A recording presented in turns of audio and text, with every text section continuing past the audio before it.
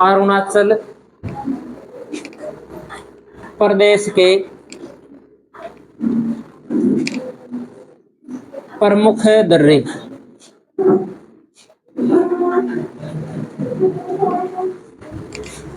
एक मैप भी बना लेते हैं अपने। ये हो गया सिक्किम, ये इधर है भूटान, और इस प्रकार से ये पूर्वोत्तर भारत का हमने मैप बना लिया। तो कल हमने दो दर्रे पढ़े थे, एक यहाँ पे पढ़ा था नाथुला और एक यहाँ पे पढ़ा था जेलेफला, याद है ना? ठीक है, तो आज अपने आगे शुरू करते हैं, अरुणाचल प्रदेश की बात करते हैं सबसे पहले। तो अरुणाचल प्रदेश के अंदर एक दर्रा तो ये भूटान देश है, इस भूटान देश के साथ में है।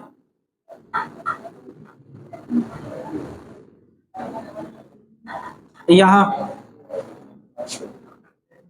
एक अपने तिब्बत की ओर जाता है जो लेह को जोड़ता है अरुणाचल प्रदेश से, और एक दर्रा आपने पढ़ते हैं जहां से ब्रह्मपुत्र नदी भारत में प्रवेश करती है। कौन से दर्रे से प्रवेश करती है? यंगियप दर्रे से प्रवेश करती है ब्रह्मपुत्र नदी। तो इन कुछ दर्रों की अपने बात करते हैं। तो कल हमने कितने नंबर तक दर्रे पढ़ लिए थे? 19 नंबर तक। तो आज 20 नंबर से शुरू कर लेते हैं। इसे हम नंबर देते हैं 20, 21, 22। पहले इन दर्रों की बात करते हैं अपने। तो सबसे पहले जो हम बात करते हैं वो भूटान की ओर जो दर्रा है अरुणाचल प्रदेश में, इस दर्रे की बात करते हैं। इस दर्रे का नाम है बूमला दर्रा। कौन सा दर्रा है? बूमला दर्रा।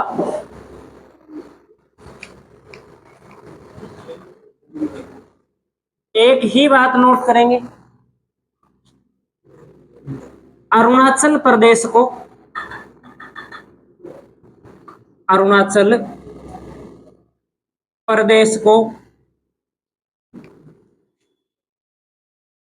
भूटान से जोड़ता है।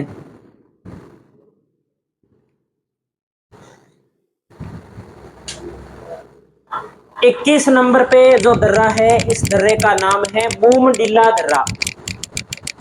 बूमडिला दर्रा एटलस में ये अपने को इस मैप में नहीं मिलेंगे।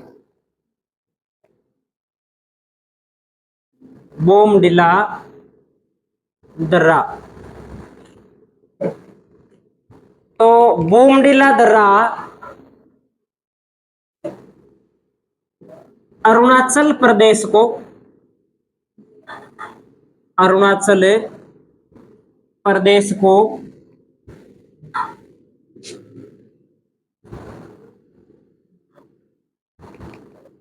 तिब्बत की राजधानी कौन सी है? लासा से जोड़ता है। या कुछ बार हमें लिखा हुआ मिलता है कि अरुणाचल प्रदेश के अंदर एक घाटी है तवांग घाटी। कौन सी घाटी है? तवांग घाटी।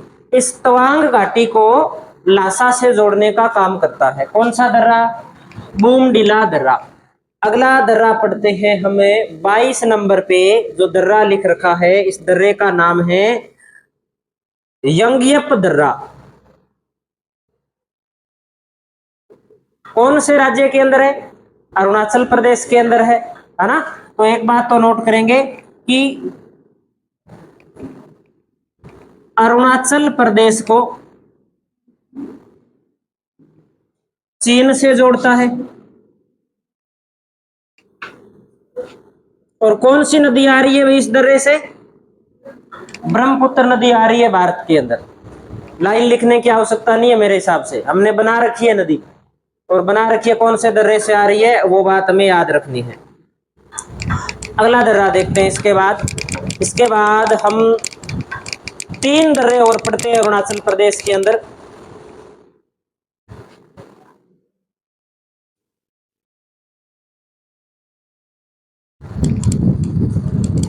दिफू दर्रा।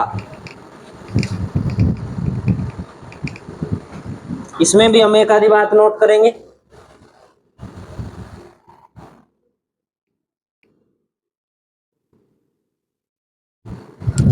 24 नंबर पे हम एक दर्रा और पढ़ते हैं। इस दर्रे का नाम है पांग सांड दर्रा। पांग सांड दर्रा।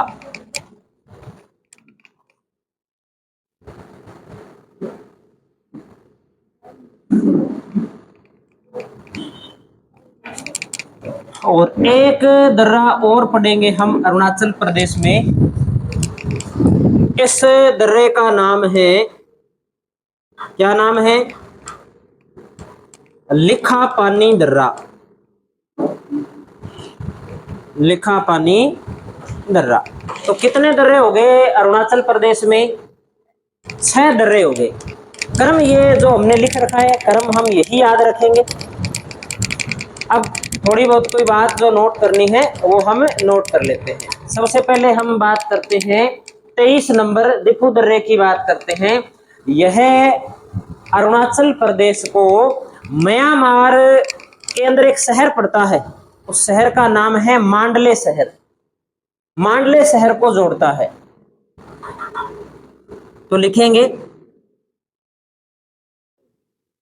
अरुणाचल प्रदेश को मांडले शहर से जोड़ता है।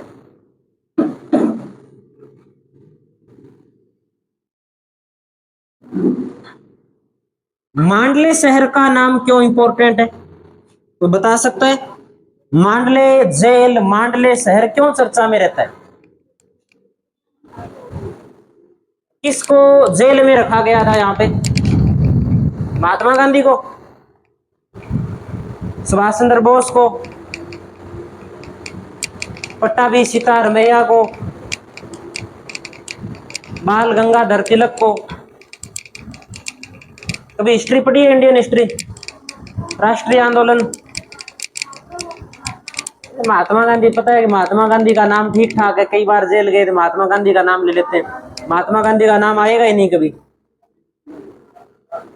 बाल गंगाधर तिलक को इस जेल के अंदर रखा गया था। और यहां पर रहते हुए इन्होंने कुछ पुस्तकों की भी रचना की थी। एक तो पता नहीं कोई the Arctic homes of Aryan नाम से पुस्तक थी इनकी, जो बार बार पूछी जाती है पेपर में। यही इसकी रचना की थी। और उस पुस्तक के अंदर इन्होंने शायद मध्य एशिया को मानव की उत्पत्ति का स्थान बताया था, ऐसी कुछ बात बताई हुई है उस पुस्तक के अंदर। तो ये शहर हमें याद रखना है, जो कौन से देश के अंदर है? म्यांमार के अंदर है। एक तो ये बात प्रमुख रूप से याद रखनी है, कई बार पूछा जाता है। ये दर्रा जो पांगसांड दर्रा है, ये भी अरुणाचल प्रदेश को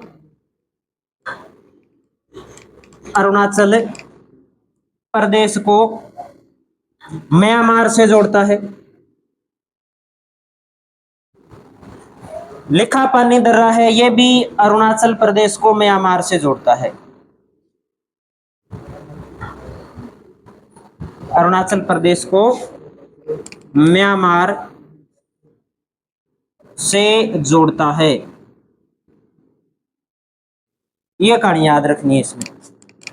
अब एक दर्रा हम और पढ़ते हैं। अरुणाचल प्रदेश के दक्षिण के अंदर जो म्यांमार के साथ सीमा बनाता है, उस राज्य का नाम है नागालैंड। और नागालैंड के बाद में जो राज्य आता है, उस राज्य का नाम है मणिपुर। और मणिपुर है लगभग, हम बना लें इसमें, यहां है मणिपुर। और इस मणिपुर के अंदर एक दर्रा है, इस दर्रे का नाम है तुजू दर्रा। 26 नंबर इस दर्रे को हम दे देते हैं। इस दर्रे की विशेष बात क्या है, तो यह दर्रा मणिपुर को म्यांमार से जोड़ता है। मणिपुर को म्यांमार से जोड़ता है। ये हो गए उत्तर पश्चिम और उत्तर पूर्व, या उत्तर के अंदर जो भी हिमालय के जितने भी दर्रे थे जो हमें याद करने थे, वो हमने नोट कर लिए हैं। अब कुछ दर्रे बसते हैं, ज्यादा नहीं बसते, कोई 5-4 बसते हैं, वो प्रायद्वीपीय भारत के अंदर है। उसमें थाल घाट है, भोर घाट है, पाल घाट है और सेनकोटा है। उनको अपने प्रायद्वीपीय भारत पढ़ेंगे तब देखेंगे। तो ये कितने दर्रे हमने लिख लिए अभी? 26 दर्रे। कल ये 26 दर्रे याद होने चाहिए। कौन सा दर्रा कौन से राज्य के अंदर है? पश्चिम से पूर्व की ओर आते हैं तो इनका क्रम क्या रहता है? एक अपने छोड़ देंगे उसको, जम्मू कश्मीर और लद्दाख के दर्रों को छोड़ दें तो बाकी तो सारों का क्रम भी याद रखना है अपने को। जैसे पीर पंजाल वाला है तो पीर पंजाल वाले में हमने नोट किया ना कि पीर पंजाल, बनिहाल, फिर कोई थागला, धर्मा, माना, नीति, लिपुलेख। उसके बाद में कौन सा पढ़ा था? नाथुला, जेलेपला, बूमला, बूमडिला। आगे वो देखो क्रम लिखा ही पड़ा है, ये शुरू हो गया यंगेप। तो ये सारा क्रम हमें याद होना चाहिए। सिर्फ ऊपर वाले दर्रों को, लद्दाख वाले दर्रों को छोड़ दें तो, क्योंकि ये बार बार पूछा जाता है इनका क्रम। या तो क्रम पूछा जाएगा कि पूर्व से पश्चिम का क्रम कौन सा है, पश्चिम से पूर्व का क्रम कौन सा है। या जैसे मान लो ये दर्रे दे रखे हैं 23, 24, 25, 26, तो यहां से उठा लेगा और कहेगा कि इनको उत्तर से दक्षिण के क्रम में लिख दो।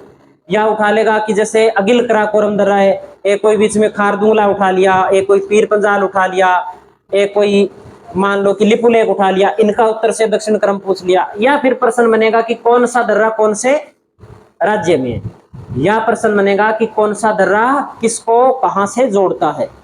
इतने 3-4 प्रकार के यहाँ से प्रश्न बनते हैं। इसके अलावा यहाँ से और कोई प्रश्न नहीं बनता। जितने प्रश्न बनते हैं सारी बात हमने लिखी है, एक भी बात हमने छोड़ी नहीं है इसमें। अब इसके बाद में हम लिख लेते हैं हिमालय में स्थित प्रमुख घाटियां। हिमालय में स्थित प्रमुख घाटियां।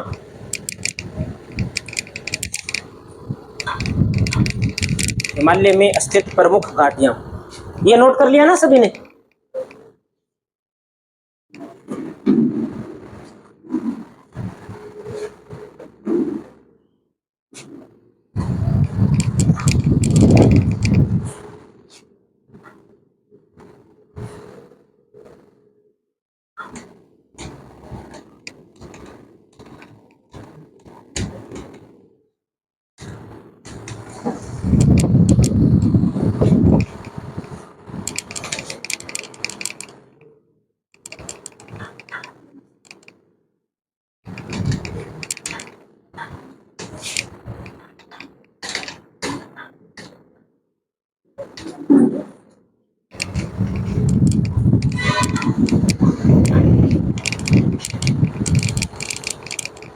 हिमालय की प्रमुख घाटियां।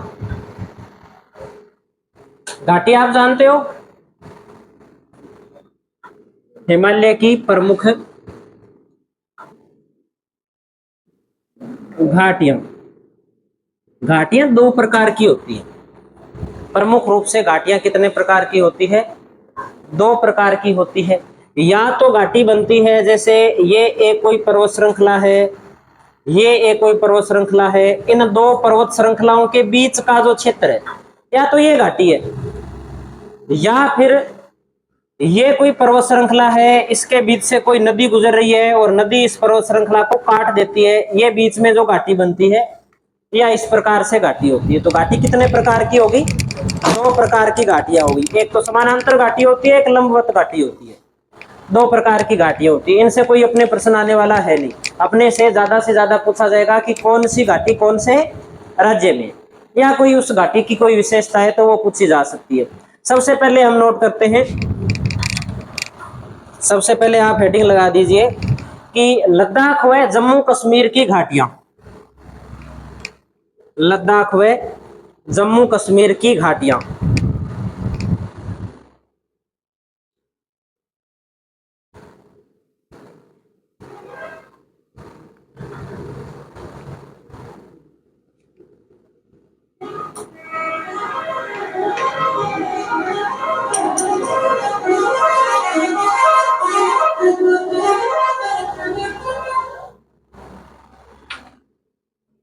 इसमें हम एक तो लिखेंगे नुब्रा घाटी, एक हम इसमें लिखेंगे पुंगा घाटी, एक इसमें हम नोट करेंगे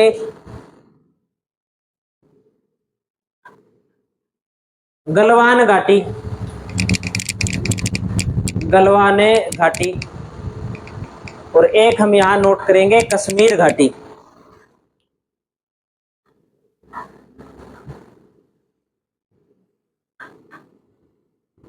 नुब्रा घाटी क्यों प्रसिद्ध है? दो कुबड़ वाले ऊंट पाए जाते हैं यहां पर, यह बात हमें प्रमुख रूप से ध्यान रखनी है। और कश्मीर जो घाटी है उसमें एक मिट्टी पाई जाती है, कौन सी मिट्टी पाई जाती है? करेवा मिट्टी पाई जाती है। और करेवा मिट्टी में क्या विशेष बात है करेवा मिट्टी की? जाफरान केसर की खेती होती है। ठीक है, तो ये लद्दाख व जम्मू कश्मीर की प्रमुख घाटियां होंगी। इसके बाद में हम नोट करते हैं हिमाचल प्रदेश की प्रमुख घाटी। हिमाचल प्रदेश की प्रमुख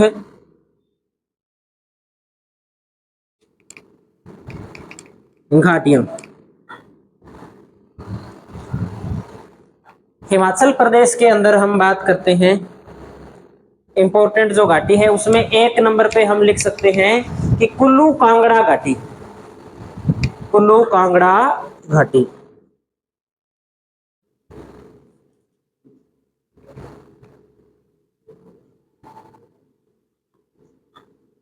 कुल्लू कांगड़ा घाटी, कुल्लू कांगड़ा घाटी को कहा जाता है देवताओं की घाटी।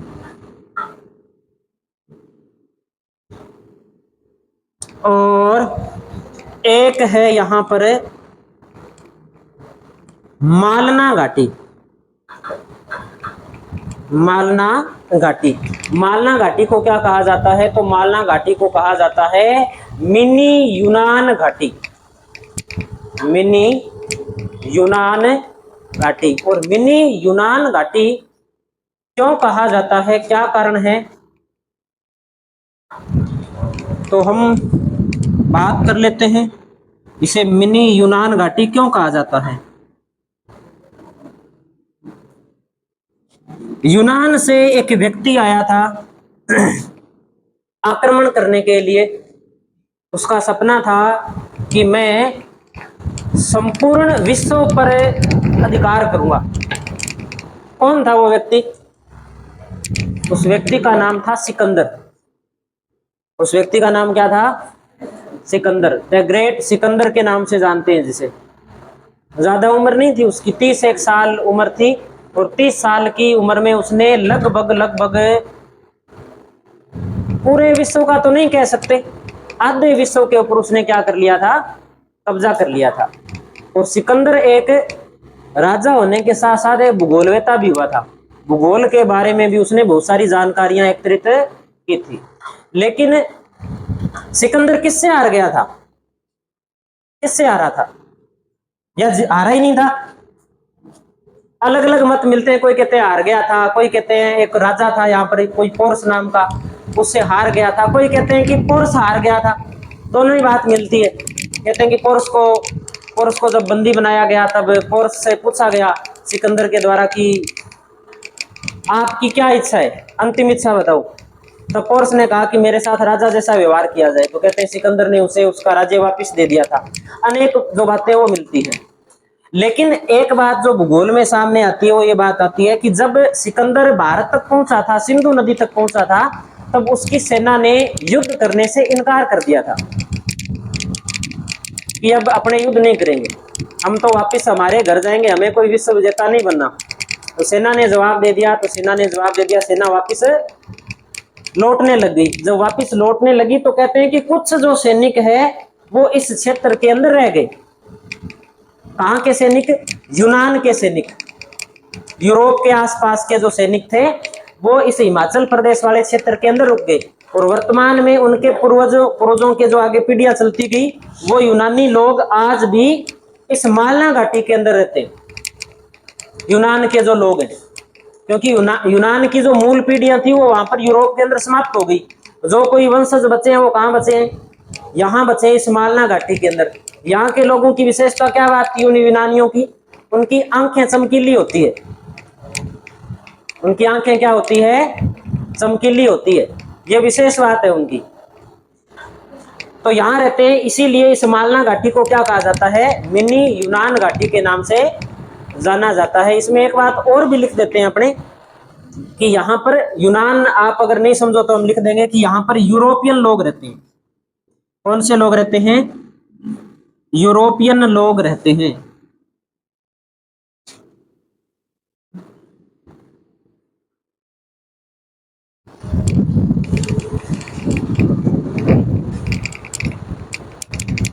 और एक हिमाचल प्रदेश में आप लिख दीजिए पार्वती घाटी, पार्वती घाटी।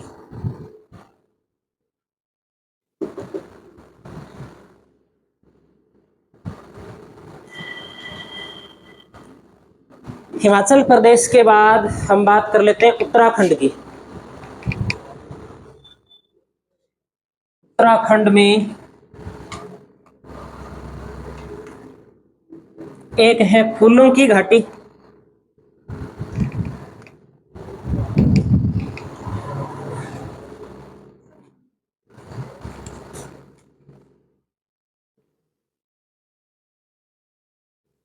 उत्तराखंड की प्रमुख घाटियां।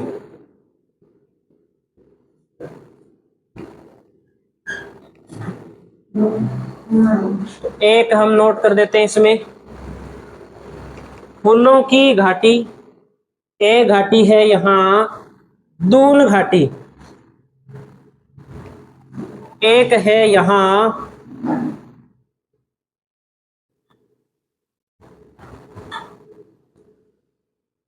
धर्मा घाटी।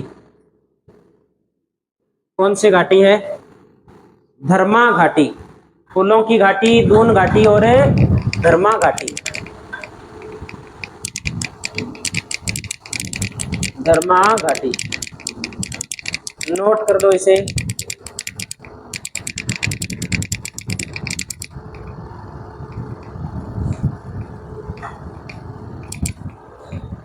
आगे चलते हैं सिक्किम की ओर।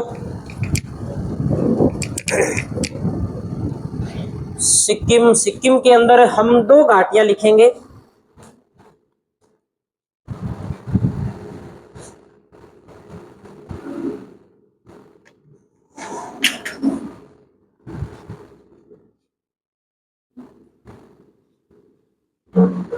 सिक्किम की प्रमुख घाटियां।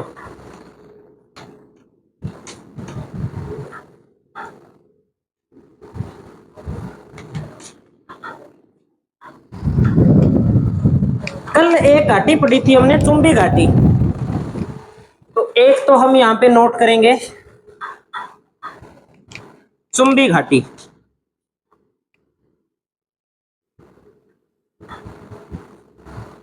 एक है यहां पर युचांग घाटी। ये दो घाटियां हम नोट करेंगे।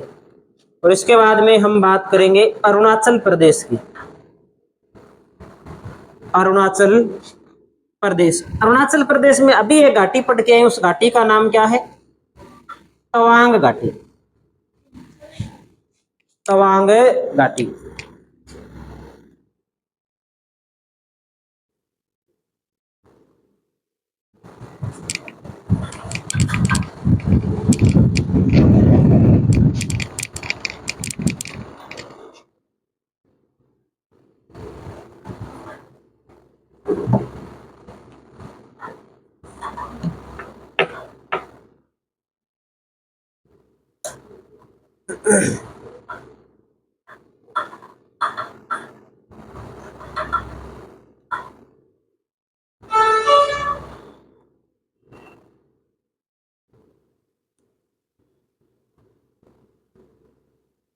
कर लिया नोट सभी ने।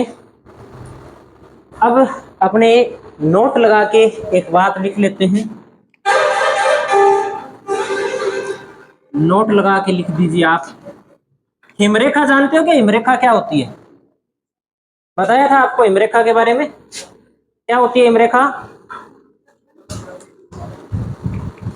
जहां जहां बर्फ पाई जाती है, जहां तक बर्फ पाई जाती है, या उस स्थान से ऊपर बर्फ पाई जाती है, या उस भाग से नीचे बर्फ पाई जाती है, कहां, उस स्थान से ऊपर बर्फ पाई जाती, ऊपर क्यों पाई जाती है बर्फ, नीचे क्यों नहीं पाई जाती? नीचे तापमान कम होता है, ज्यादा होता है, ऊपर जाने पे क्यों होता है? ये भी तो पूछ सकता है कि ऊपर जाने पे तापमान कम क्यों होता है? ऊपर देवता रहते हैं इसलिए ऐसी लगा रखी है उन्होंने, तो कोई तो कारण होगा, बताया नहीं कभी, आपने पूछा क्यों नहीं फिर? मान लो ये स्थल है, ये कौन सा भाग है? स्थल भाग है। इस स्थल के, इस भूमि के चारों ओर क्या पाई जाती है? गैस पाई जाती है, वायु पाई जाती है। और वायु के अंदर क्या पाए जाते हैं? मिट्टी के छोटे छोटे कण पाए जाते हैं, जो हो सकते हैं हमें नहीं दिखाई दे। हवा गर्म होती है क्या? हवा गर्म नहीं होती। हवा के अंदर लगभग जो नीचे वाला भाग है, इसके अंदर छोटे छोटे मिट्टी के, जो धूल के, राख के जो कण पाए जाते हैं, वो कण गर्म होते हैं। अब ये जो कण यहाँ पे गर्म होंगे, तो कण है किसमें? वायु में। तो इन कणों के साथ साथ ये वायु भी क्या हो जाएगी? गर्म हो जाएगी। गुरुत्वाकर्षण नाम का कोई नियम है? किसने दिया था? न्यूटन ने दिया था। क्या कहा था उसने? कि गुरुत्वाकर्षण यानी कि पृथ्वी में एक बल है, और वो बल जो ऊपर कोई वस्तु होती है, उस वस्तु को नीचे की ओर क्या करता है? आकर्षित करता है। तो इन कणों को, वायु को, इन सब चीजों को गुरुत्वाकर्षण का जो बल है वो नीचे की ओर क्या करता है? आकर्षित करता है। इसलिए वायु का अधिकांश जो भाग है वो धरती के पास में रहता है। तो मिट्टी के जो छोटे छोटे कण होंगे उनमें भी कुछ वजन होगा, वो भी खिंचाव के कारण पृथ्वी के पास रहेंगे। लेकिन जैसे जैसे हम ऊंचाई पर बढ़ते जाएंगे, ऊंचाई पर कण भी कम होते जाएंगे, हवा भी कम होती जाएगी, क्योंकि हवा का अधिकांश दबाव कहाँ पे है? यहाँ पे। मान लो आपने 50 किलो का कोई कट्टा है, वो सिर पे रख रखा है, तो सबसे ज्यादा दबाव कहाँ पड़ रहा है? एडी पे पड़ रहा है, सिर पे पड़ रहा है। कहाँ पड़ रहा है? एडी पे पड़ रहा है, क्योंकि सारा शरीर का भार ही किस पे? एडी पे है, पैरों पे है। और वो कट्टे का भार भी कहाँ पे पड़ रहा है? पैरों पे पड़ रहा है। ऊंचाई पर जब जाते हैं, तब प्रत्येक 165 मीटर की ऊंचाई पर 1 डिग्री सेंटीग्रेड तापमान क्या हो जाता है? कम हो जाता है। प्रत्येक 165 मीटर की ऊंचाई पर 1 डिग्री सेंटीग्रेड तापमान कम हो जाता है। इसे बोलते हैं सामान्य ताप ह्रास दर। इतना तापमान तो कम होता ही होता है जितना अपने क्या है, क्षोभ मंडल के अंदर, ऊंचाई के अंदर जाएंगे ना, यानी कि 12 से 18 किलोमीटर की ऊंचाई पर जाते हैं, तब इस रेट से तापमान क्या होता है? कम होता है। और जैसे जैसे ऊंचे जाएंगे, मान लो अब 12 किलोमीटर मान लो, तो 12 इंटू 100 नहीं 1000, कितने मीटर हो गए? 12,000 मीटर। 12,000 मीटर है। 165 मीटर की ऊंचाई पर कितना तापमान कम हो रहा है? 1 डिग्री सेंटीग्रेड। तो 1650 मीटर की ऊंचाई पर कितना तापमान कम हो जाएगा? कितना हो जाएगा? कितना? 80, 10। और 16,500 मीटर की ऊंचाई पर 100 डिग्री सेंटीग्रेड तापमान क्या हो जाएगा? कम हो जाएगा। और ये बिल्कुल सही बात है, जब ऊपर जाते हैं तब ऊपर जाने पर तापमान क्या हो जाता है? कम हो जाता है। तो जैसे जैसे हम ऊंचाई पर जाते हैं वैसे वैसे तापमान क्या होता है? कम होता है। और जो पहाड़ है, इन पहाड़ ऊंचे होते हैं, तो जो ऊंचे भाग होते हैं वो क्या होते हैं? ठंडे होते हैं। कुछ भाग ऐसे होते हैं जहां तापमान 0 डिग्री से कम ही रहता है, माइनस में रहता है, तो वहां पर क्या है? हमेशा बर्फ है वो जमी रहती है। तो जहां तक बर्फ पाई जाती है, बर्फ का जो नीचे वाला भाग होता है ना, उससे नीचे बर्फ पिघलती है। तो ये जो रेखा है, ये रेखा क्या कहलाती है? हिम रेखा कहलाती है। क्या सारे हिमालय के अंदर हिम रेखा की ऊंचाई एक जैसी है क्या? एक जैसी नहीं है, अलग अलग है ना? अलग अलग है। तो क्यों है वो कोई जरूरी नहीं है हमें याद करना, लेकिन हमसे प्रश्न ये पूछा जाता है भारत के भूगोल में कि हिमरेखा की जो ऊंचाई है किस ओर घटती है या किस ओर से किस ओर बढ़ती है। तो हम एक बात लिख लेते हैं, इसमें नोट लगा करके आप लिख दीजिए कि पूर्वी हिमालय से पश्चिमी हिमालय की ओर आने पर, पूर्वी हिमालय से पश्चिमी हिमालय की ओर आने पर, पूर्वी हिमालय से पश्चिमी हिमालय की ओर आने पर हिमरेखा की ऊंचाई,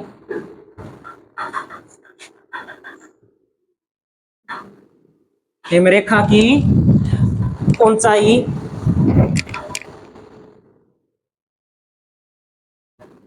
बढ़ती जाती है, बढ़ती जाती है। एक ये बात हमें ध्यान में रख लेंगे कि हिमरेखा की ऊंचाई किस ओर ज्यादा है, पश्चिम की ओर ज्यादा है। हिमरेखा की ऊंचाई किस ओर कम है, पूर्व की ओर कम है। हिमरेखा की ऊंचाई किस ओर से किस ओर कम होती जाती है, पश्चिम से पूर्व। अपने को तो जो लिखा है वही बोलना है, कुछ है भले कुछ, कोई जरूरी थोड़ी है पूछेगा कि किस ओर बढ़ती है, ये भी तो पूछा जा सकता है कि किस ओर घटती है, तो उल्टा हो जाएगा। और हिमालय प्रदेश की लास्ट बात, हिमालय पर्वतीय प्रदेश की या उत्तरी पर्वतीय प्रदेश की, कि देशांतरीय आधार पर हिमालय को दो भागों में बांटा गया है। कौन कौन से दो भाग है उनकी बात कर लेते हैं, तो लिख लेते हैं। एक तो कि देशांतरों के आधार पर, देशांतरों के आधार पर हिमालय को दो भागों में बांटा गया है। कौन से हैं दो भाग, तो हम नोट करेंगे कि एक तो है पश्चिमी हिमालय और एक कौन सा हिमालय, पूर्वी हिमालय। एक पश्चिमी हिमालय और एक पूर्वी हिमालय। पश्चिमी हिमालय कहाँ फैला है, तो लद्दाख, जम्मू कश्मीर, हिमाचल प्रदेश और उत्तराखंड। पूर्वी हिमालय कहाँ फैला है, तो सिक्किम, अरुणाचल, नागालैंड की जो पहाड़ियां हैं, मणिपुर, मिजोरम, या कोई पूर्वी असम के अंदर जो पहाड़ी है, यहां जो भाग है वो पूर्वी हिमालय के अंतर्गत आता है। अब ये तो पता होगा कि अरुणाचल प्रदेश कहाँ है, पूर्वी असम कहाँ है, मिजोरम मणिपुर कहाँ है, ये बातें हमारे दिमाग में रहनी चाहिए।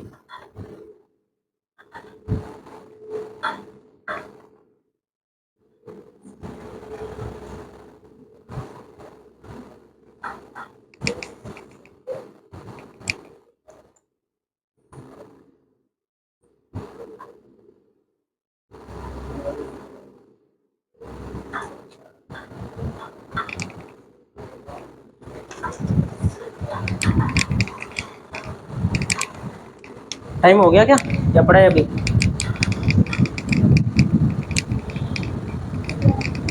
दो मिनट रह गए।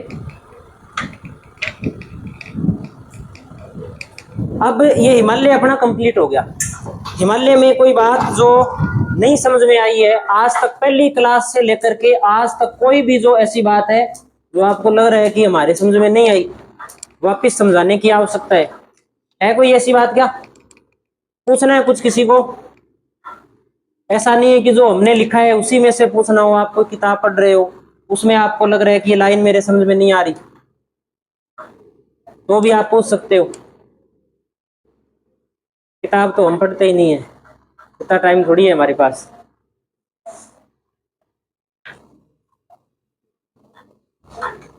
बाकी आप इतना याद कर लोगे ना तो भी इसी में से आ जाएगा प्रश्न। संभावना कम ही रहती है कि अपने पढ़ लें उससे बाहर जाए।